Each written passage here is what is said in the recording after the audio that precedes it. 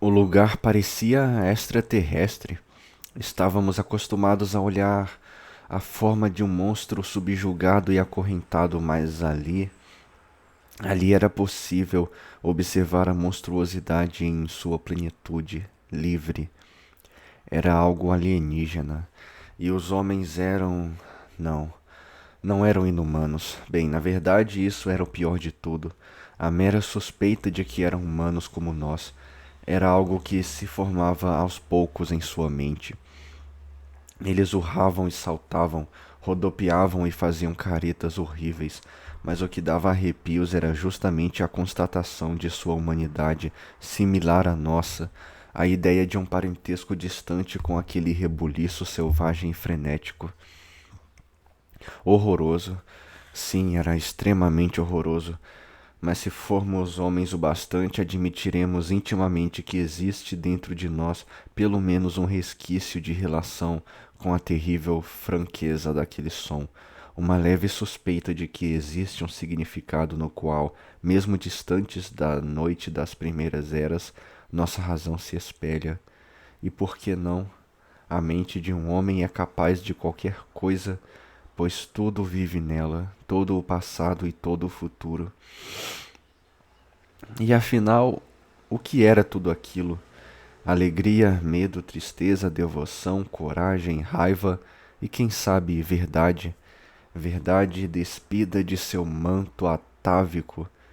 Que tolo se que o tolo se escancare e estremeça. O homem tem consciência e pode olhar para aquilo sem sequer piscar, mas é preciso pelo menos ser tão homem quanto aqueles que estavam na margem. É preciso encarar a verdade com suas próprias verdades, com sua própria força inata. Princípios não servem. Aquisições, roupas, belos trapos, trapos que sairiam voando na primeira sacudida. Não, é preciso uma crença franca. Haveria para mim algum apelo naquela balbúrdia diabólica? Muito bem, eu reconheço, eu admito, mas eu também tenho minha voz, e para o bem ou para o mal é um discurso que não pode ser silenciado. Obviamente que um tolo com seu temor profundo e nobres sentimentos sempre estará seguro. Alguém resmungou aí? Se eu desembarquei para festejar e dançar com eles, bem, não, eu não fui. Nobres sentimentos, alguém diria que os nobres sentimentos fossem para todo o diabo. Não havia tempo para aquilo. Eu precisava cuidar de colocar bandagens nas chaminés furadas com tiras de cobertores e alvaiade. Isso sim.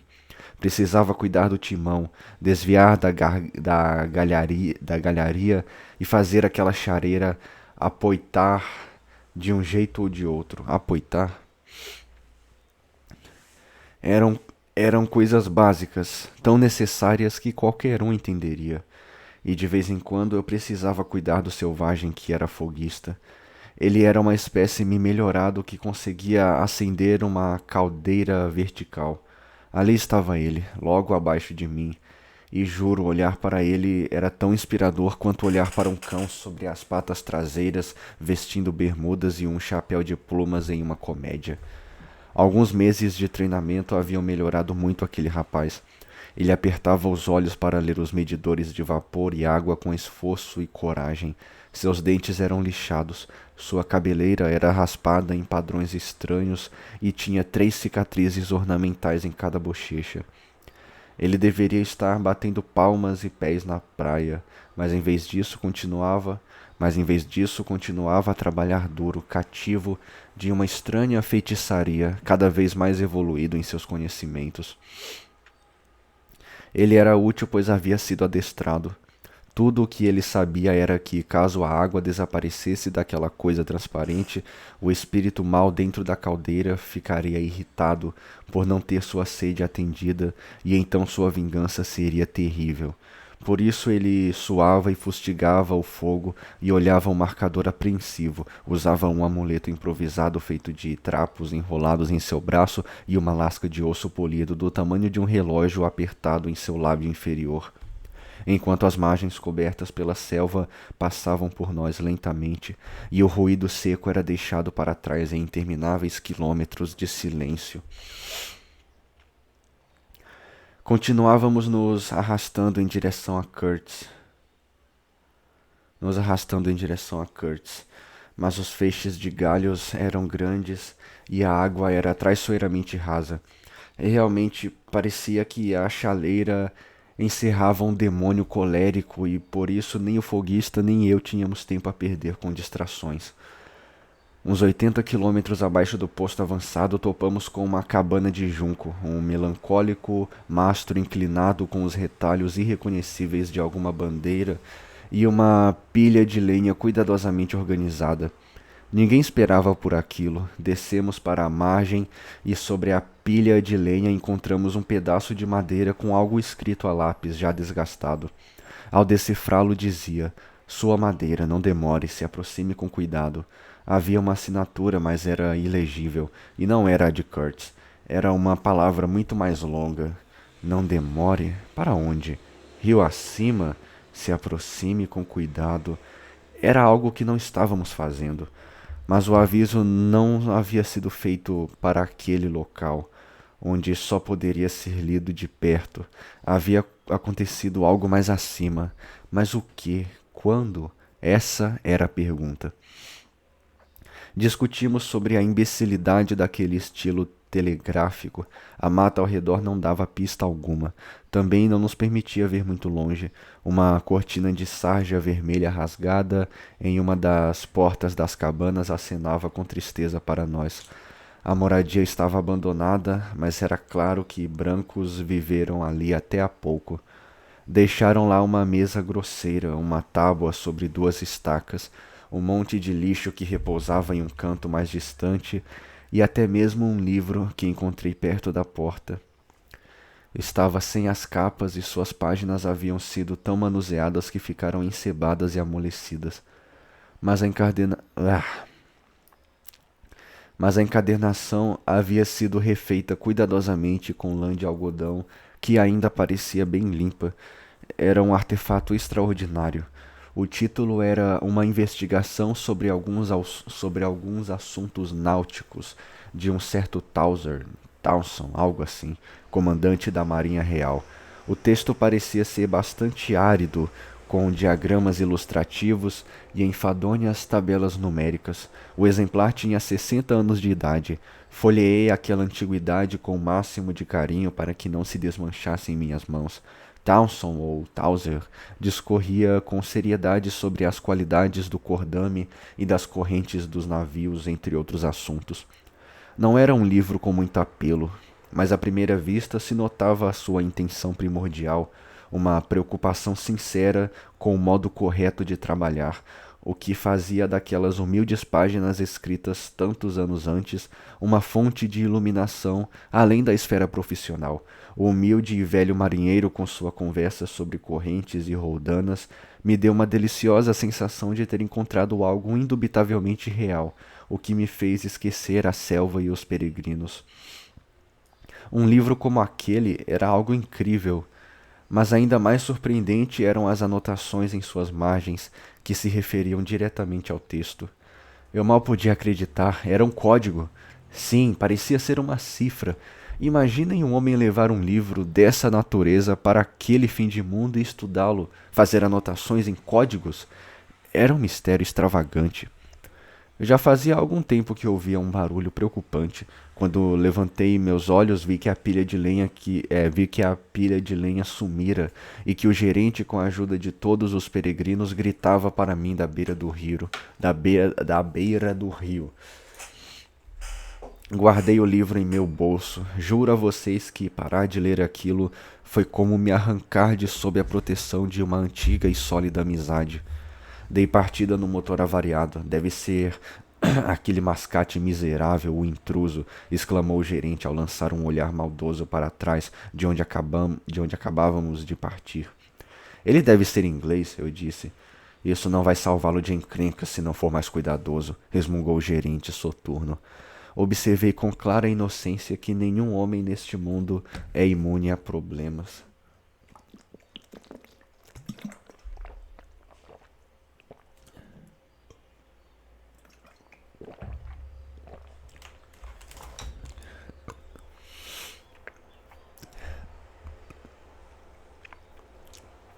A correnteza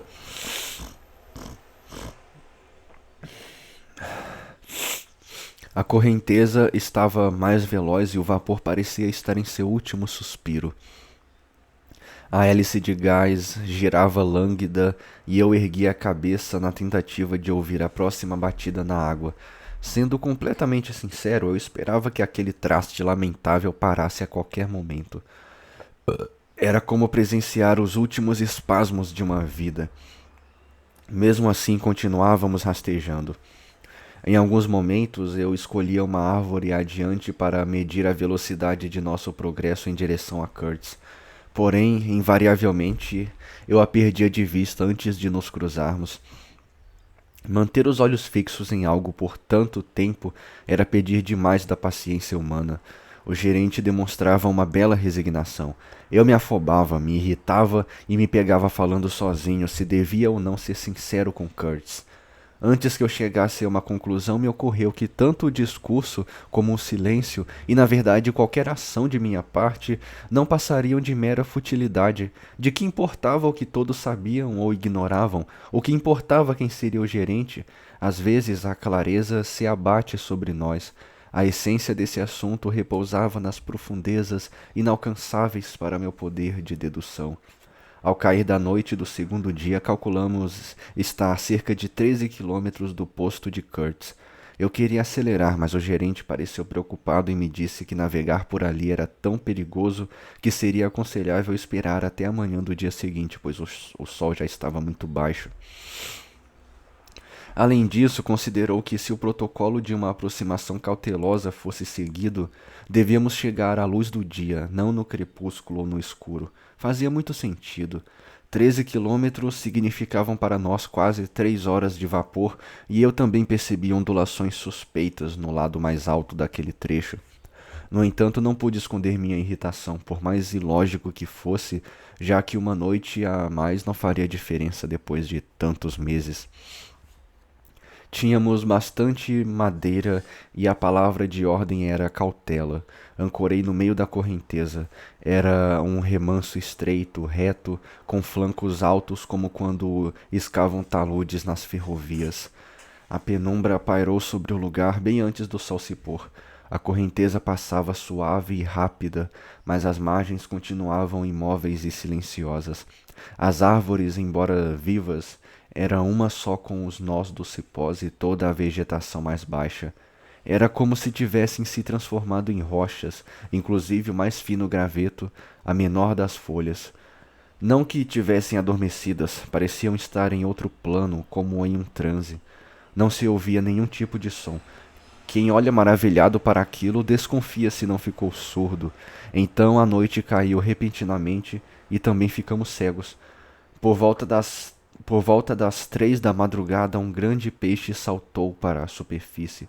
O som do jorro de água me fez saltar como se tivessem disparado um tiro. Quando o sol se levantou, havia uma neblina branca, morna e pegajosa. Cegava mais que a noite. A névoa não se dissipava nem se movia, apenas se mantinha ali, cobrindo tudo como se fosse algo sólido. Às 8 ou talvez às 9, ela se recolheu para cima feito uma persiana. Imediatamente vislumbramos a opressora multidão de árvores, a imensa trama da selva com a pequena esfera brilhante celestial pendendo sobre ela. Tudo em perfeita imobilidade. Então baixei a persiana novamente, suave como se suas folhas estivessem enceradas. Já começavam a subir a âncora quando ordenei que a mantivessem no leito. Antes que o ruído abafado da corrente cessasse, um berro, um grito muito alto de uma melancolia infinita soou vagarosamente pelo ar sombrio, e cessou. Uma algazarra queixosa em sintonia com o desafino selvagem preencheu nossos ouvidos. A completa surpresa da cena fez meus cabelos se arrepiarem sob o chapéu. Não sei como os outros reagiram. Para mim parecia que a própria névoa gritava. Aquele brado rebelde e triste foi tão inesperado que parecia vir de todos os lados ao mesmo tempo. Culminou em um alarido nervoso de guinchos quase intoleráveis que pararam repentinamente. Ficamos todos paralisados em posições ridículas, ouvindo com extrema atenção aquele silêncio opressor. Meu bom Deus, o que é isso? gaguejou um dos peregrinos logo abaixo de mim.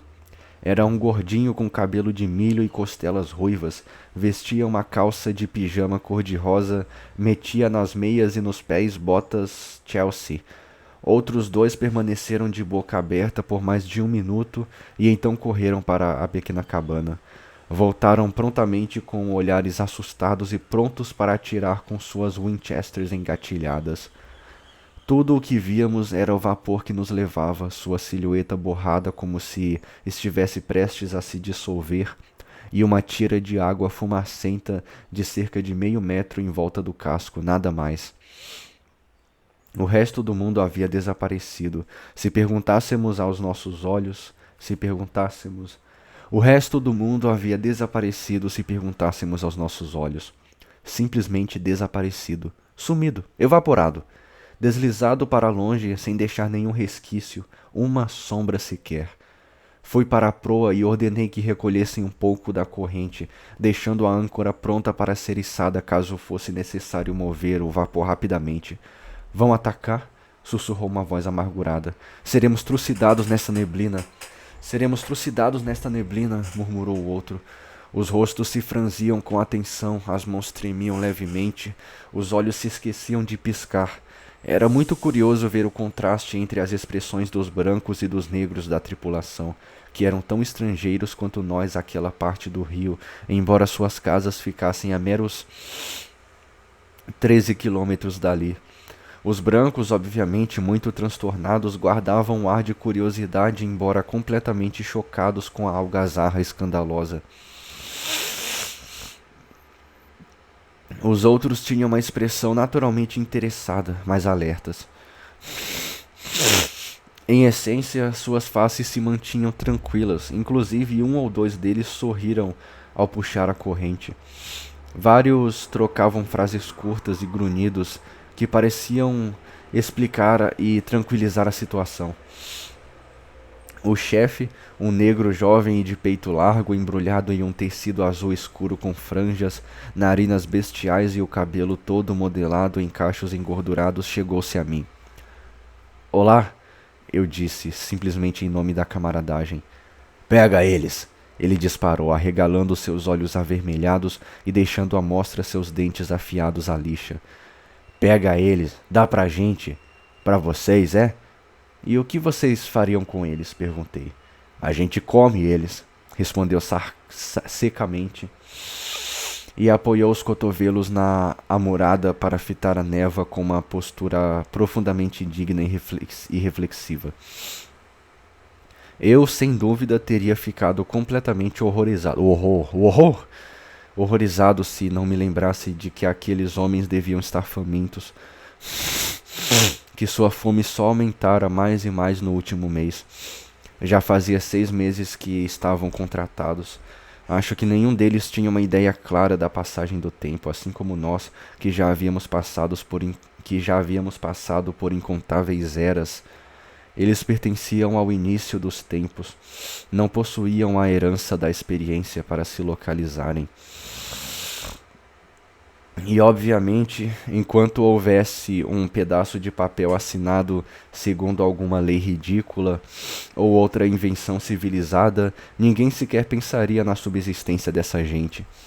Haviam trazido sua carne de hipopótamo apodrecida, que não duraria muito tempo, mesmo que os peregrinos revoltados não tivessem jogado uma boa parte dela sobre a amurada. Poderia parecer uma arrogância, mas na verdade era um caso de legítima defesa.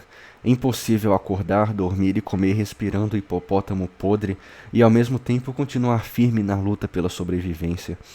Além do mais, davam a ele 3 pedaços de uns 20 centímetros de fio de arame por semana. A ideia era que poderiam usar aquilo como moeda de troca por provisões nas aldeias ribeirinhas. Entendem como a coisa funcionava? Ou não havia aldeias, ou as tribos eram hostis, ou o gerente, que assim como nós só comia enlatados, eventualmente misturando carne de bode velha, se recusava a parar o vapor por alguma razão estritamente pessoal. Então, caso não comessem o próprio arame ou os entortassem para fisgar peixes, aquele salário não era de nenhuma utilidade para eles. É preciso dizer que o pagamento era feito com a regularidade que compete a uma grande e honesta companhia comercial. De resto, a única comida disponível, embora sequer parecesse comestível, eram bolos de um tipo de massa meio crua, de um roxo amarronzado que guardavam embrulhados em folhas. De vez em quando engolia um pedaço, mas em porções tão pequenas que mais parecia estarem fingindo comer do que propriamente se alimentando. Até hoje não sei qual foi o motivo, em nome de todos os demônios desesperadores da fome, que os impediu de nos atacar, pois eram 6 contra 1. Ainda bem que não são 5 contra 1, né? E se fartar pelo menos uma vez, peraí. Que nos impediu de nos atacar, pois eram 5 contra 1, e se fartar pelo menos uma vez. Ainda hoje isso me deixa pasmo só de pensar. Eram todos homens grandes e fortes, sem muita capacidade de prever as consequências, corajosos mesmo com suas peles já não mais lustrosas e seus músculos já não tão tonificados. Entendi que alguma restrição, um daqueles segredos humanos, entendi que alguma restrição, um daqueles segredos humanos que desafiam a lógica atuava por ali. Eu os observava com interesse.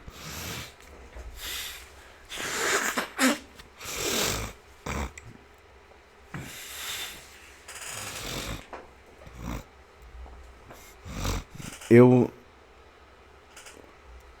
os observava com um interesse cada vez maior, não em razão do o pavor,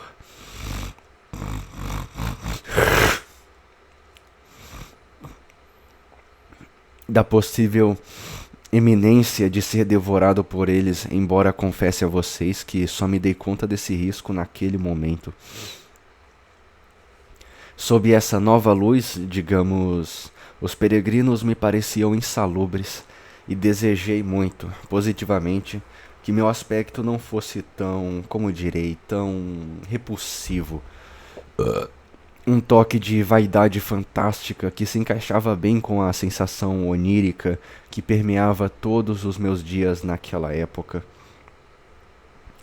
Talvez eu estivesse febril também.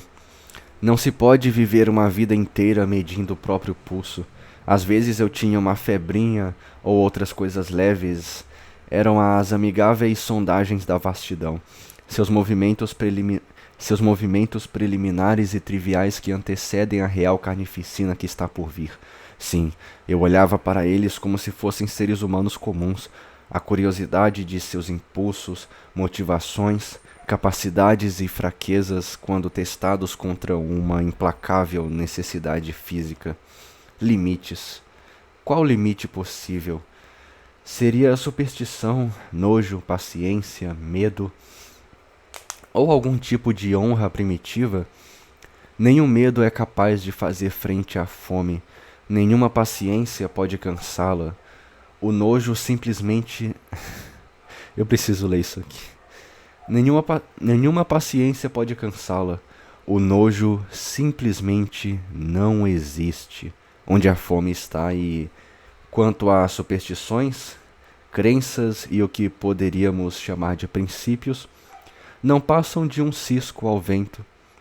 Por acaso vocês conhecem a crueldade da fome inexorável, seu tormento irritante, seus pensamentos negros, sua ferocidade sombria e insistente? Eu conheço. Um homem precisa de toda sua força inata para lutar corretamente contra a fome. É realmente mais fácil enfrentar a privação, a desonra e a perdição da própria alma do que uma fome prolongada. É triste, mas é verdade.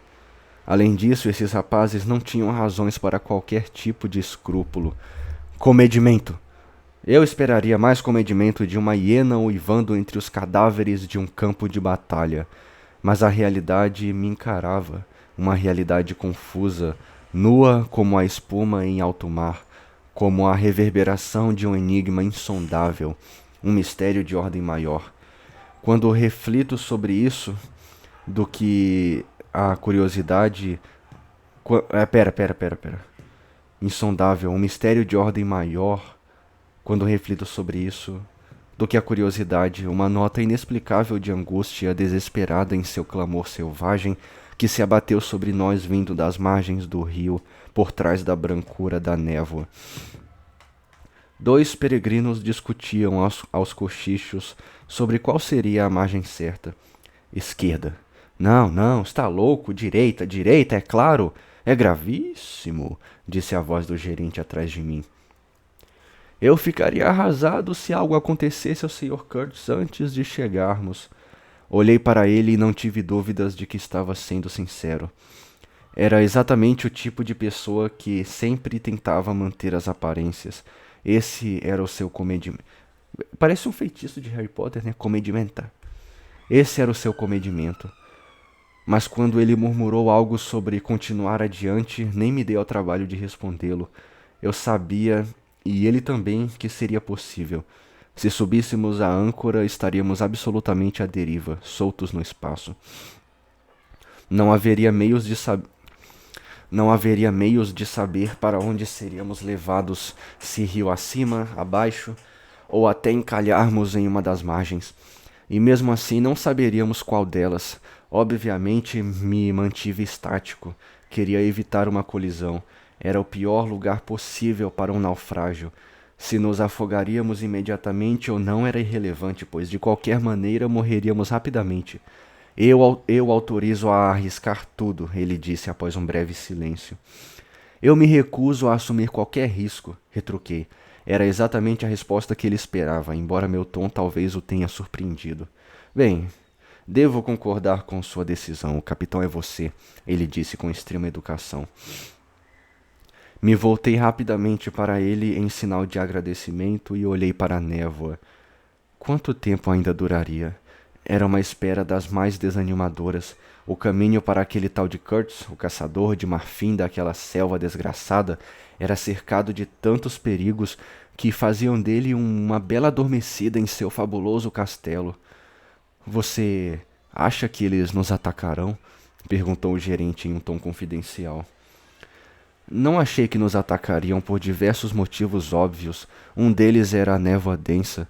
Se partissem da margem em suas canoas, acabariam se perdendo nela assim como nós, caso tentássemos nos mover.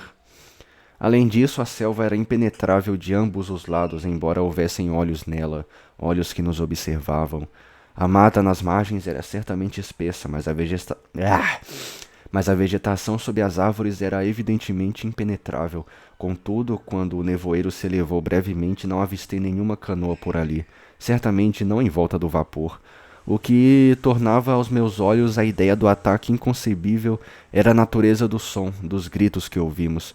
Neles não havia a característica feroz das intenções imediatas de hostilidade.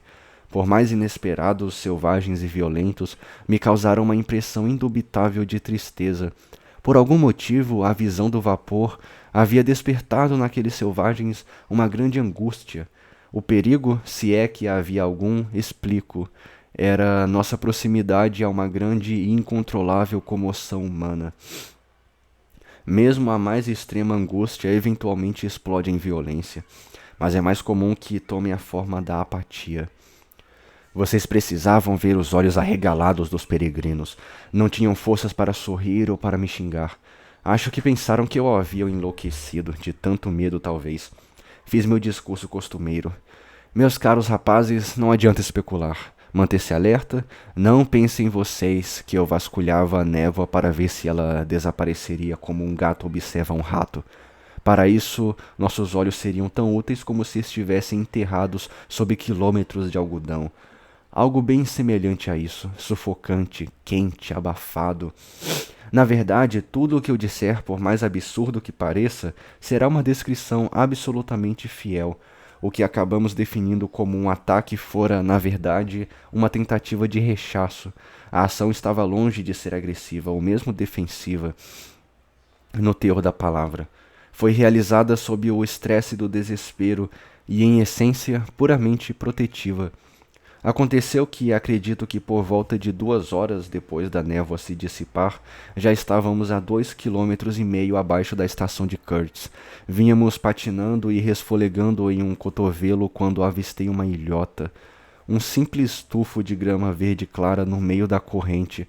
Era uma visão estranha, mas ao dobrar a curva percebi que, na verdade, era a ponta de um longo braço de areia, ou melhor, uma sequência de ondulações rasas que iam até o meio do rio.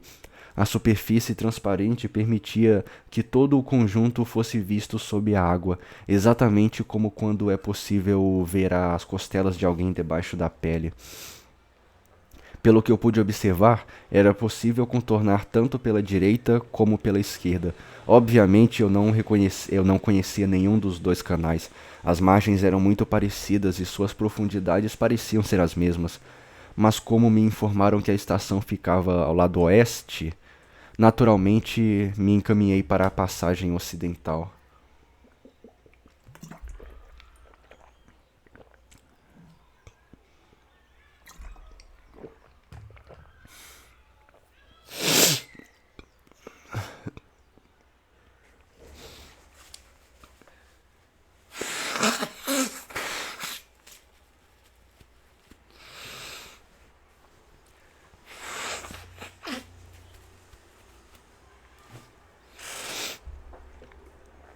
Ao entrarmos, percebi que era um trecho muito mais estreito do que pensava.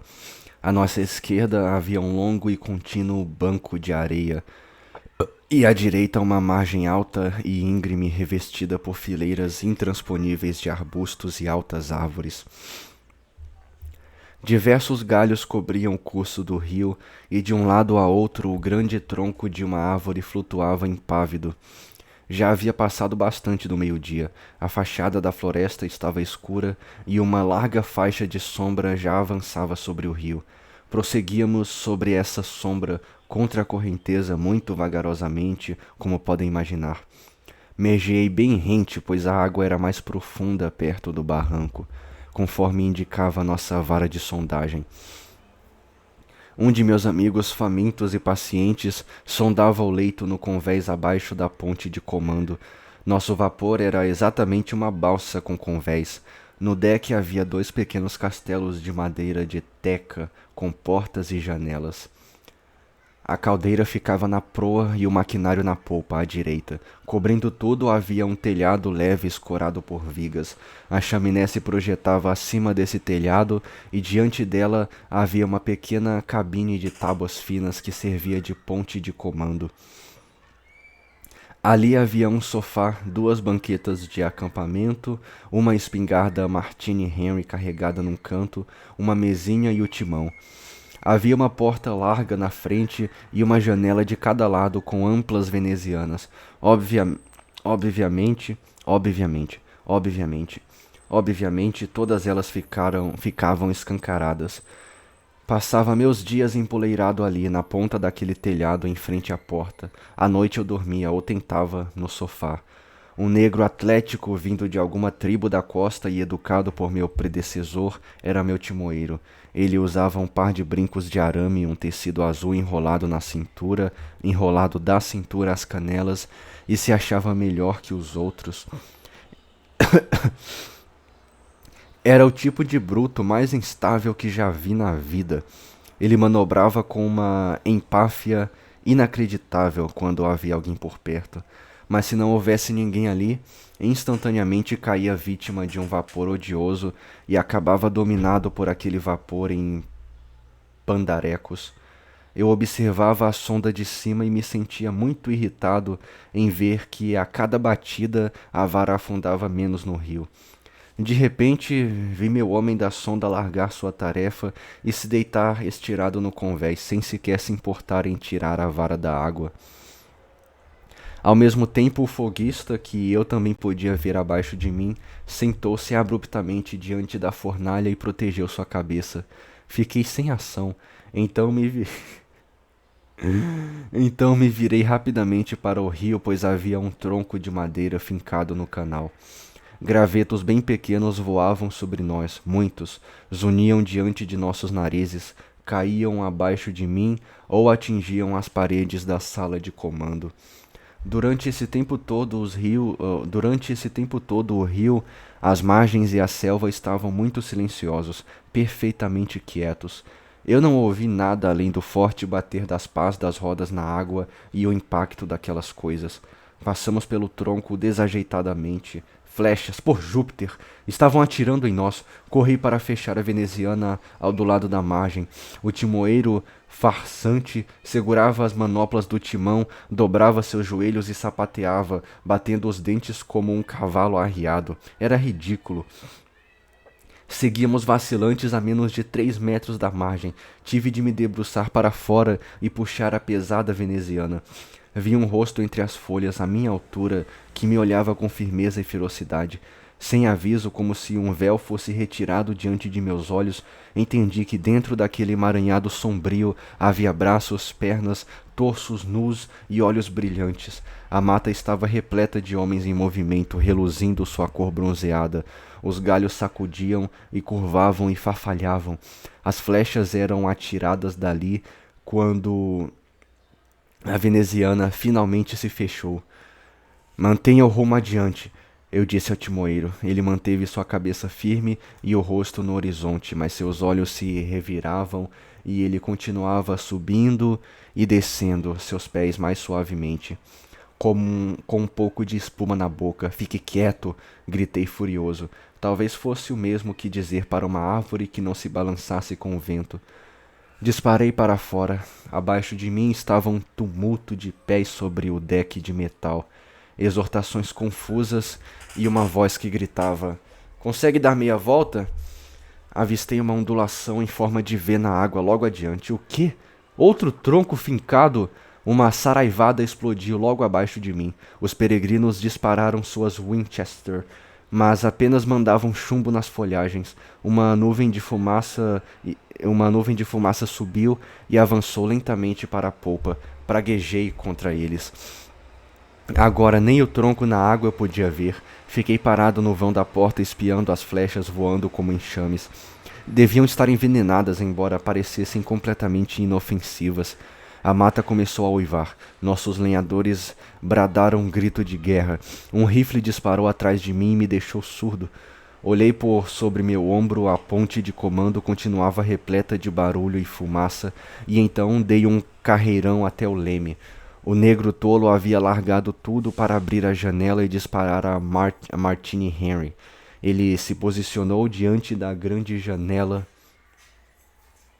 com os olhos arregalados e eu berrava para que recuasse enquanto corrigia o solavanco inesperado do vapor.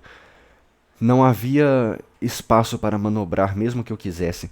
O tronco estava em algum lugar próximo naquela fumaceira dos diabos. Não havia tempo a perder. Então arremeti contra a margem, onde eu sabia que a água era mais profunda. Passamos ralando lentamente os arbustos suspensos entre um turbilhão de galhos que se partiam, fazendo revoar as folhas. A saraivada abaixo cessou imediatamente. Como eu havia previsto, a munição chegara ao fim. Joguei minha cabeça para trás quando algo reluzente atravessou a cabine zunindo, entrando por uma veneziana e saindo pela outra. Para além do timoeiro atrapalhado que tremia com a espingarda vazia e gritava contra a margem, enxerguei vultos de homens correndo curvados, saltando, escorregando, indistintos, incompletos, fantasmagóricos. Algo grande apareceu no ar diante da janela. A espingarda caiu na água e o homem logo recuou, olhando para mim por sobre seus ombros de uma maneira extraordinária, profunda e familiar. Então caiu sobre meus pés. A lateral de seu crânio se chocou contra o timão 2 vezes e a ponta do que se parecia com uma longa bengala rolou, retinindo até derrubar uma das banquetas de acampamento. Me pareceu que após arrancar aquela coisa de alguém em terra, ele perdera seu equilíbrio com o solavanco. A fina fumaça havia se dissipado. Havíamos passado pelo tronco e, ao olhar adiante, via-se que dali a 100 metros eu estaria livre para nos afastar da margem. Mas em meus pés senti algo muito quente e úmido e precisei olhar para baixo. O homem havia rolado de barriga para cima e me olhava direto nos olhos. Suas mãos agarravam a tal bengala. Era a ponta de uma lança que, arremessada ou estocada pela janela, o atingira no flanco, logo abaixo das costelas. Não se via a lâmina, fincada em um talho de dar medo. Meus sapatos se encharcaram, uma poça de sangue vermelho escuro se formou sob o timão. mas já não se espalhava mais. Seus olhos tinham um fulgor indescritível. A saraivada começou novamente. Ele me olhou ansioso, agarrado à lança como se fosse um tesouro, com uma expressão de temor de que eu tentasse tirá-la dele. Precisei me esforçar para me libertar de seu olhar e cuidar da manobra. Com uma mão acima da cabeça, busquei o cordão do apito e o puxei apressado várias vezes. O tumulto ensandecido de gritos de guerra cessou imediatamente, e então das profundezas da mata veio um lamento trêmulo e prolongado de terror e franco desespero, como se fosse o prenúncio da morte da última esperança da face da terra. Seguiu-se uma grande comoção por entre as folhagens. A chuva de flechas parou e alguns poucos tiros agudos soaram. Depois, somente um silêncio cortado pelas preguiçosas batidas das pás em meus ouvidos.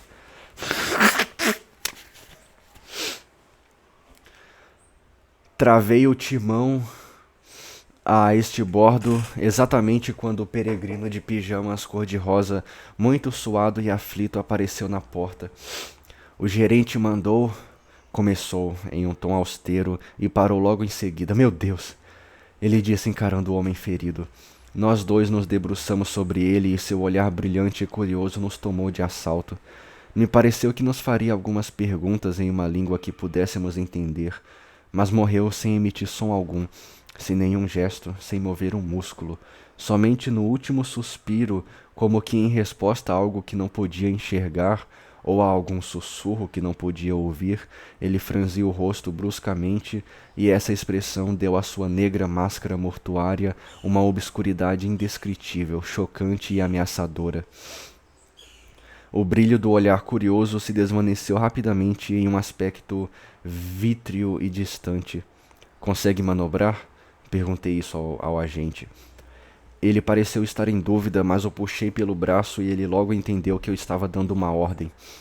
Para dizer a verdade, eu estava morbidamente apressado para trocar minhas meias e sapatos. Está morto. Mo, Shindeiro, Shindeiro, murmurou o rapaz, completamente impressionado.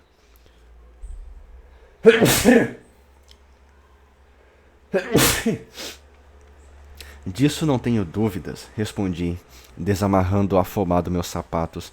E por sinal, suponho que a essa altura o Sr. Curtis também esteja.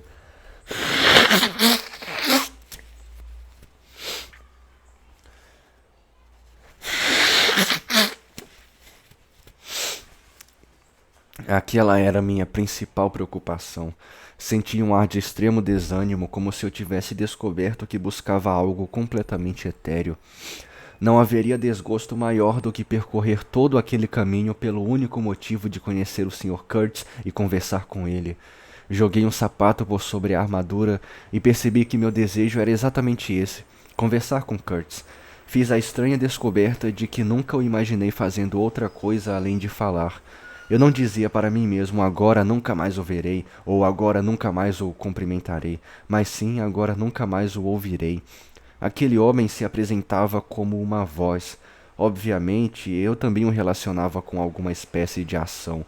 Afinal, haviam-me dito com todas as letras da inveja e da admiração que ele havia coletado, negociado, enganado ou roubado mais marfim do que todos os outros agentes juntos. A questão não era essa. A questão era que, por ser uma criatura abençoada, e isso, dentre todos os seus dons, era o que mais se destacava, ele produzia uma impressão de presença física, seja por sua habilidade de discursar, por suas palavras, pelo seu dom de se expressar em cantar, iluminar do mais glorificado ao mais desprezível um facho de luz pulsante ou um fluxo traiçoeiro vindo do coração intransponível das trevas. Aqui, ó, coração das trevas, hein? Tá se formando aqui. O outro sapato se encontrou com o deus diabo daquele rio. Pensei, por Júpiter! Tô cansado dessa porcaria de Júpiter. Por Júpiter! Tudo acabado. Chegamos atrasados. Ele se foi. O iluminado se foi, abatido por alguma lança, flecha ou porrete. Nunca ouvirei uma palavra daquele camarada. Minha tristeza era acompanhada por uma impressionante emoção extravagante, parecida com a dos elementos e uivos dos selvagens da selva. Não havia sensação mais desoladora. Minhas certezas haviam sido furtadas de mim, ou talvez eu tivesse perdido o rumo na vida. Qual o motivo de bufarem como animais? Absurdo? Sim, absurdo. Bom Deus, será que um homem não pode. Anda, me dê um pouco de tabaco. Houve uma pausa profundamente silenciosa.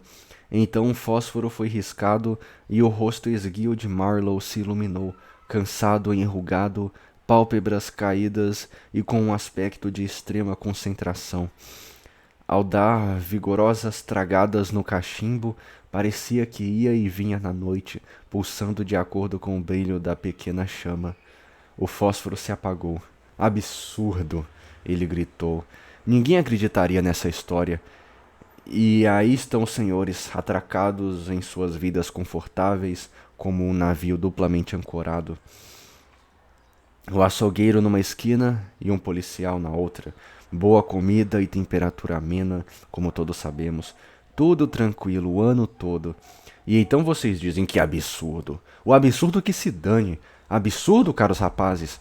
O que esperar de um homem que, por puro nervosismo, atira seu par de sapatos sobre a murada? É a murada, eu tinha lido a armadura até então, né? A murada? Pensando nisso agora, é inacreditável que não me desmanchei em lágrimas. Acima de tudo, tenho orgulho de minha força. Minha angústia imediata era ter perdido o inestimável privilégio de ouvir o talentoso Kurtz. É claro, mas eu estava enganado. O privilégio esperava por mim. Ah, sim, ouvir seria mais do que suficiente. E também eu estava certo. Era uma voz. Ele era pouco mais que uma voz. E eu o ouvi. Era ele. Era essa voz, outras vozes, todas elas tão minimamente maiores do que uma simples voz, e a memória daquela cena ainda me envolve intangível como uma vibração em agonia de um incomensurável vozerio, tolo, atroz, sórdido, selvagem ou simplesmente grosseiro sem qualquer sentido. Vozes, vozes, inclusive a da tal jovem, mas ele ficou em silêncio por um bom tempo. Deixei o espectro de seus dons finalmente descansar com uma mentira. Ele começou de repente. Jovem? Que? Eu disse uma jovem? Não. Ela não fazia parte da história, absolutamente. Elas, quero dizer, as mulheres, ficam fora disso. Ou pelo menos deveriam. Devemos ajudá-las a se manterem naquele lindo mundo que é só delas, mesmo que o nosso piore exatamente por essa razão. Ah, ela devia ter ficado de fora disso. Eu podia ouvir o cadáver desenterrado do Sr. Kurt dizendo: Minha prometida. Nessa hora você perceberia claramente o quanto ela estava deslocada dali. E a grande testa do Sr. Kurtz. Dizem que o cabelo às vezes continua crescendo, mas aquele espécime era de uma calvície impressionante. A natureza havia tocado em sua cabeça e vejam, era como uma esfera, uma bola de marfim. Ela o havia acariciado e bang, drenado tudo.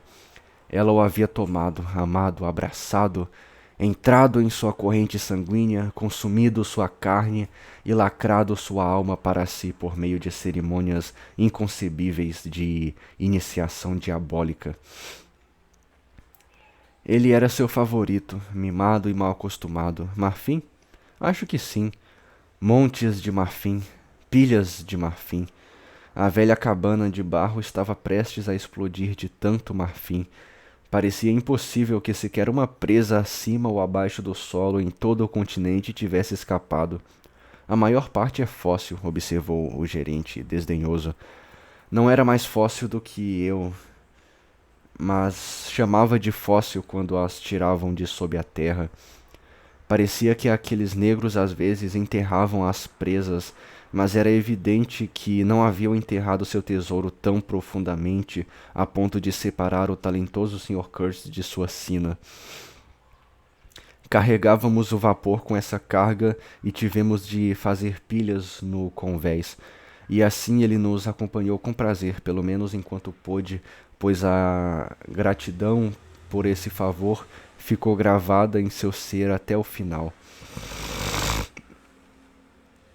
Vocês precisam vê-lo dizer, meu marfim. Ah, sim, ele dizia, minha prometida, meu marfim, minha estação, meu rio, meu. Tudo pertencia a ele. Eu até imaginava que logo ouviria a vastidão disparar uma inacreditável gargalhada trovejante que tiraria até mesmo as trevas de suas órbitas. Tudo pertencia a ele, mas aquilo não passava de ninharias. O importante era saber a quem ele pertencia, quantas forças sombrias disputavam o poder sobre ele. É o tipo de pensamento que nos faz estremecer por completo. Era impossível, e nem nos faria bem, tentar decifrar isso.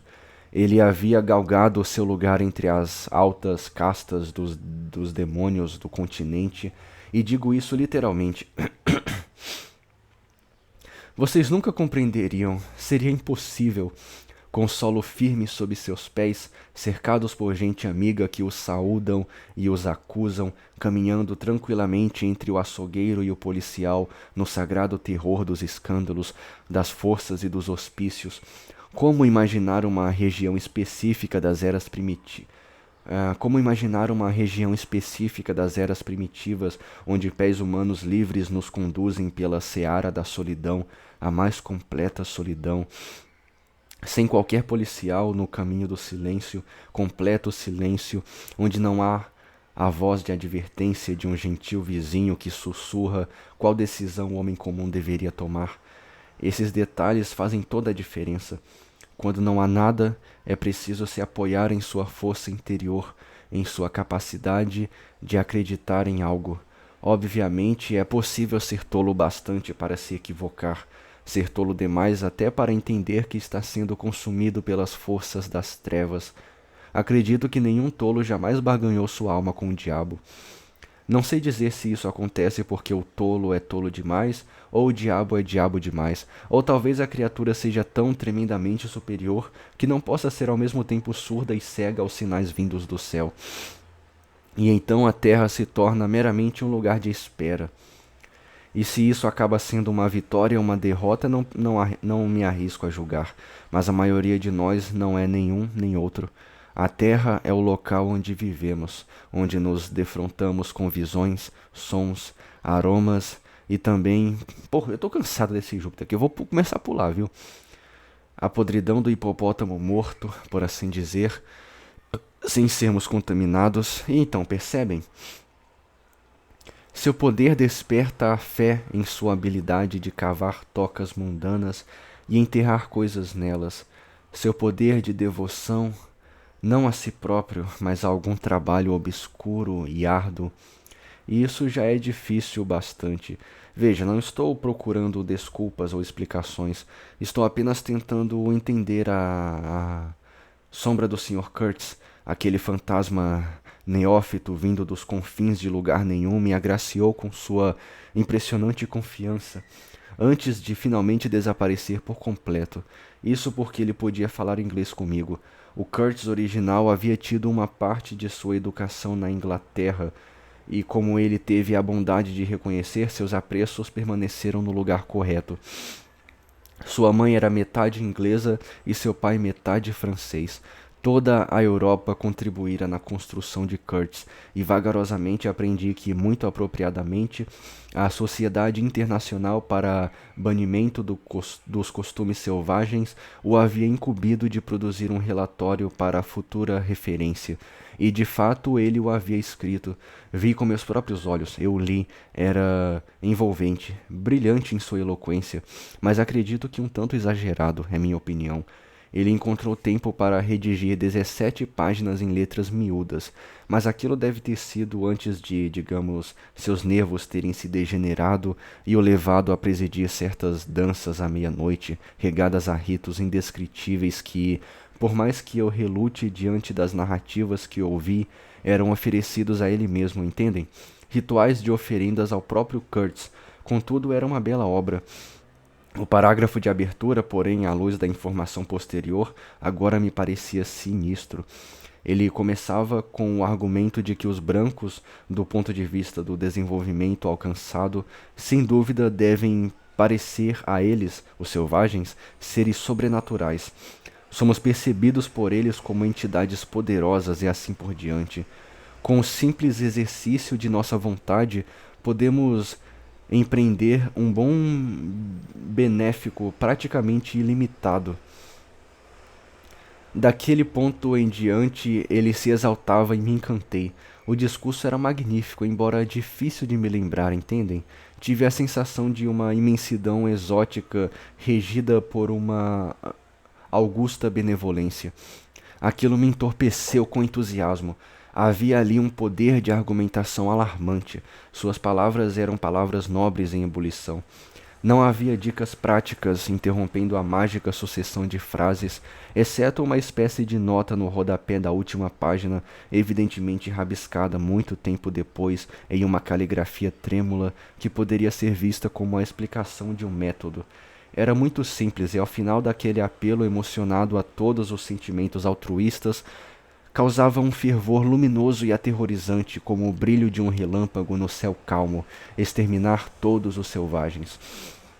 O curioso era que ele aparentemente havia se esquecido completamente daquele importante pós-escrito porque, algum tempo depois, quando ele aparentemente voltou a si, repetidas vezes me rogou que tomasse conta do meu manifesto, como se referia a ele, como se tivesse certeza de que no futuro ele teria alguma influência sobre sua carreira.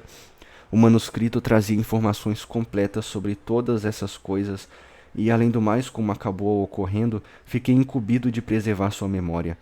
Já fiz tanto para preservar essa memória que conquistei o direito de, caso seja minha vontade... Nossa, não tem um parágrafo não, velho? Depositá-la para seu descanso eterno na lata de lixo do progresso, entre tantos outros dejetos, e por assim dizer, todas as vítimas da civilização. Mas entendam, não posso fazer isso. Ele não será esquecido. O que quer que ele tenha sido, não foi um homem comum. Ele tinha o poder de encantar e aterrorizar almas rudimentares a ponto de dançarem em sua homenagem. Ele também era capaz de preencher as pequenas almas dos peregrinos com desconfianças amargas. Ele tinha ao menos um amigo fiel. Ele tinha ao menos um amigo fiel e conquistou uma alma neste mundo que não era nem primitiva nem maculada pelo egoísmo. Não, não posso esquecê-lo, embora eu não seja capaz de afirmar que ele fosse exatamente merecedor das vidas que perdemos para chegar até ele. Eu sentia que uma tremenda falta de meu falecido timoeiro, já sentia mesmo quando seu corpo ainda jazia na ponte de comando. Talvez vocês achem um tanto estranho esse sentimento por um selvagem que não passava de um grão de areia em um Saara negro. Nossa, pesado. No entanto, percebam que ele havia feito sua parte, havia manobrado. Por meses ele me serviu, me ajudou como uma ferramenta. Era uma espécie de parceria. Ele manobrava, eu cuidava dele. Eu cuidava dele. Me preocupava com suas limitações, e assim um laço sutil fora criado, um laço cuja existência só percebi quando foi rompido. A profundidade íntima daquele olhar dirigido a mim no momento em que foi ferido vive em minha memória como um chamado fraterno e distante proferido em um momento supremo. Pobre tolo! Se ao menos tivesse deixado a veneziana fechada, ele não se conteve, não se conteve. Assim como Curtis era uma árvore que pendia ao sabor do vento, assim que vesti um par de chinelos secos, tirei a lança que atravessou seu flanco. Tarefa que confesso ter realizado com os olhos fortemente fechados, e o arrastei para fora. Seus calcanhares passaram juntos pela soleira da porta com um solavanco. Eu pressionava seus ombros contra meu peito enquanto o abraçava por trás com toda a minha força. Ah, como era pesado, muito pesado. Mais pesado do que qualquer outra pessoa neste planeta, foi o que pensei. Então, sem perda de tempo, o tombei por sobre a murada. A correnteza o engoliu como se fosse um tufo de grama e vi seu corpo rolar sobre si mesmo 2 vezes antes de perdê-lo de vista para sempre. Todos os peregrinos e o gerente então se juntaram sob a cobertura da ponte de comando e arrolhavam entre si como um bando de pombos. Estavam escandalizados com meu pragmático desalmado. Eu não saberia explicar por que desejariam manter o cadáver ali. Talvez quisessem mumificá-lo, mas também ouvi um outro burburinho no convés de baixo, um tanto agorento. Meus amigos lenhadores também estavam escandalizados, mas com melhores motivos. Embora eu admita que o motivo em si era deveras inadmissível. Decididamente, se eu fosse permitir que alguém comesse meu timoeiro, esses seriam os peixes. Quando vivo, ele fora um timoeiro de segunda linha, mas agora que estava morto, talvez se tornasse uma tentação de primeira e possivelmente acabaria me causando problemas mais graves. Além do mais, eu estava ansioso para voltar ao timão, pois o homem dos pijamas cor-de-rosa se mostrou um desastre nessa função.